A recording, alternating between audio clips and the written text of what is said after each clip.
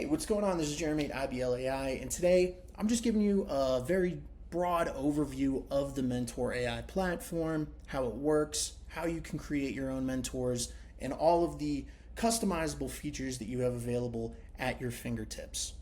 So once you log into the Mentor AI platform, the initial screen that's going to open for you is going to be whatever mentor you last communicated with. For me, it's this proposal builder.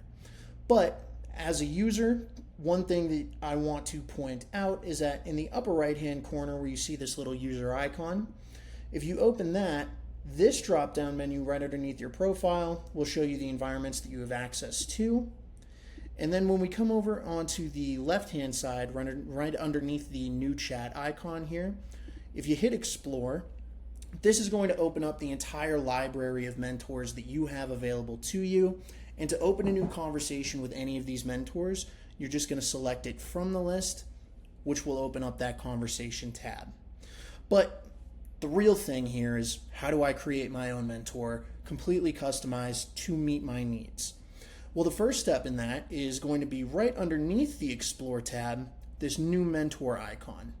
When you select that, it's going to open this window with two different sections, settings and prompts. So to give you an idea of what that looks like, I'm just going to show you the back end for a mentor that we've already created and kind of walk through that step by step. So the first thing when you're creating your new mentor, just the initial settings. You're going to give your mentor a name, very brief description of what the mentor is and what it does. You can attach it to a category if you'd like, and you can also set the visibility for administrators, instructors, students, whoever your audience may be. The second thing that you're going to do is craft a system prompt for your mentor. You can think of this as the brain of the mentor or an instruction manual for the mentor. In this system prompt is going to go, anything related to your pedagogy. What course we're using this mentor for, what kind of information it's going to have to be an expert in when communicating with students, maybe what level students are at in their learning, and the communication style that you want the mentor to have. Basically, any of the considerations that come to mind immediately for you when the mentor is interacting with your students goes directly into the system prompt.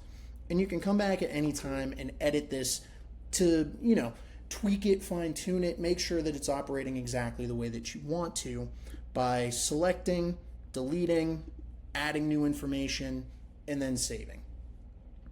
So once you've done those two things, the settings and the system prompt, your mentor will be available to you right by default to start communicating with immediately. But to really get into the fine details of customization, let's take a look at some of these additional features you have available to you.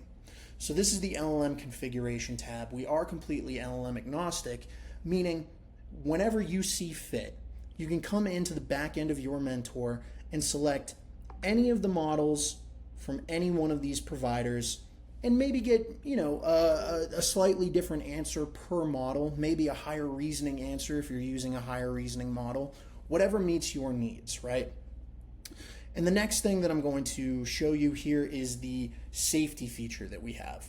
So you can think of this as two additional layers on top of the system prompt that are basically monitoring the conversation as it's happening to prevent any harmful information or restricted topics from making it into the conversation.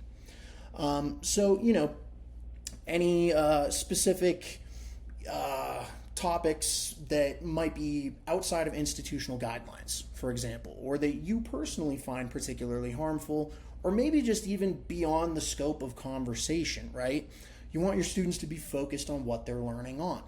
So you can come into the moderation prompt and the safety prompt and instruct the mentor to avoid those specific topics, list them out, and the mentor is going to avoid those at all costs. The moderation prompt is monitoring the input from the user as the conversation's happening, and the safety prompt is monitoring the response from the mentor and flagging anything that could be potentially harmful according to the instructions you've given it and preventing it from making it to the conversation. You can include some disclaimers in your mentor, such as a user agreement or any advisory information that you want to have here. You have a number of tools at your disposal that you can toggle on or off at any time, such as Code interpreter, that allows your mentor to very accurately plot graphs, equations, functions, and is particularly helpful in math or potentially physics use cases. Image generation, pretty self-explanatory. Deep research allows the mentor to basically conduct deep research. What that means is doing a very comprehensive deep dive through the web to find any particular information that you're looking for and provide a very comprehensive, detailed, and cited overview. Memory allows the mentor to be context aware. It basically creates a learner profile for users as they're interacting with the mentor that the mentor will remember and use in additional conversations to best personalize that learning experience for each user on an individual basis. That's also covered by the memory tab here. History is something that you can enable or disable, whatever meets your needs best, but this allows you to see the chat history of the learners that are using this mentor, maybe sorting for a date range if students are struggling during week 3. We can see what kind of questions they're asking the mentor and where those gaps in knowledge might lie, etc. The datasets column allows you to actually directly upload any of your course resources to the mentor in order for the mentor to use those resources when communicating with students. So any of the resources that you see here, it's as simple as just selecting PDF, for example, browsing your files, selecting a file that you would like to include in your mentor, and then hitting save. There's no limit onto how many files that you can add to your mentor, and you can also remove them if you see fit. These mentors can also be embedded into any system you have, either through API, LTI 1.3, or JavaScript by just creating an embed code, copying that, and then pasting it directly into your system. So that's a very quick walkthrough of the Mentor AI platform, how you can create your own mentors, customize them exactly to your needs, and make sure that your students are getting the most personalized learning experience possible. Thanks so much for tuning in. As always, learn more at ibl.ai.